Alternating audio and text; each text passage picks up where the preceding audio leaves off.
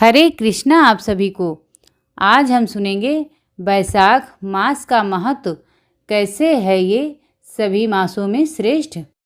हिंदू धर्म ग्रंथों में वैशाख मास को सभी मासों में उत्तम और पुण्यदायी माना गया है। स्कंद पुराण के अनुसार जिस प्रकार विद्याओं में वेद, मंत्रों में प्रणव और वृक्षों में कल्प वृक्ष श्रेष्ठ है, उसी प्रकार मासों में वैशाख मास को सर्वोत्तम स्थान प्राप्त है। यहाँ वैशाख माह की महिमा और उनसे जुड़ी पौराणिक कथाओं का विस्तार से वर्णन है। वैशाख मास को माधव मास भी कहा जाता है क्योंकि यह भगवान विष्णु को अत्यंत प्रिय है। इस महीने में दान, स्नान और तर्पण का विशेष महत्व है। कहा जाता है कि वैशाख के समान कोई मास नहीं, सतयुग के समान कोई युग नहीं, वेद के समान कोई शास्त्र नहीं और गंगा के समान कोई तीर्थ नहीं। वैशाख मास की महिमा को समझाने के लिए राजा अम्बरीश की कथा अत्यंत प्रचलित है। राजा अम्बरीश परम विष्णु भक्त थे और वे वैशाख माह के नियमों का कड़ाई से पालन करते थे। एक बार नारद जी ने उनसे पूछा कि वह कौन सा पुण्य है जिससे भगवान विष्णु इतने प्रसन्न रहते हैं। तब अम्बरीश ने बताया कि वैशाख मास में सूर्योदय से पूर्व स्नान, केवल एक समय भोजन और भगवान विष्णु की तुलसी दल से पूजा करने का फल अक्षय होता है। राजा अम्बरीश ने वैशाख के पुण्य से ही मोक्ष प्राप्त किया था। यहाँ तक कि जब दुर्वासा ऋषि ने उन पर क्रोध किया तो वैशाख के पुण्य और भगवान की भक्ति के कारण सुदर्शन चक्र ने राजा की रक्षा की।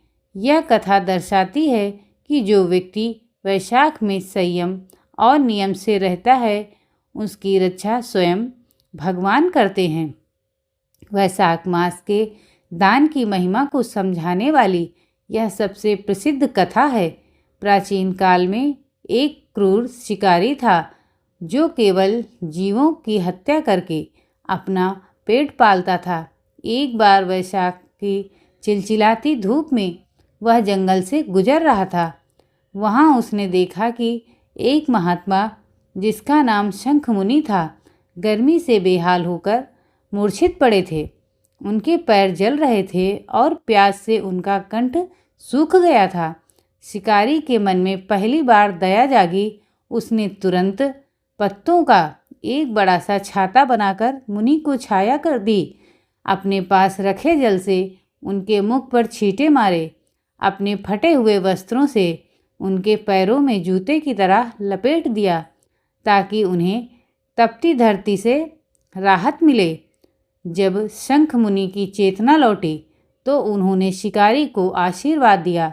शिकारी के जीवन भर के पाप केवल वैशाख मास के उस एक छोटे से दान से धुल गए।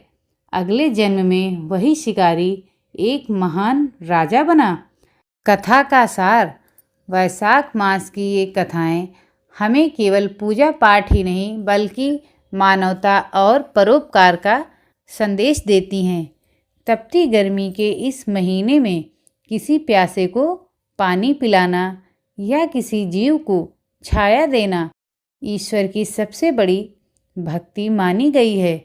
जो मनुष्य श्रद्धापूर्वक इन कथाओं का श्रवण करता है और वैशाख के नियमों का पालन करता है, वह जीवन के सभी सुख भोग कर अंत में वैकुंठ धाम को प्राप्त होता है।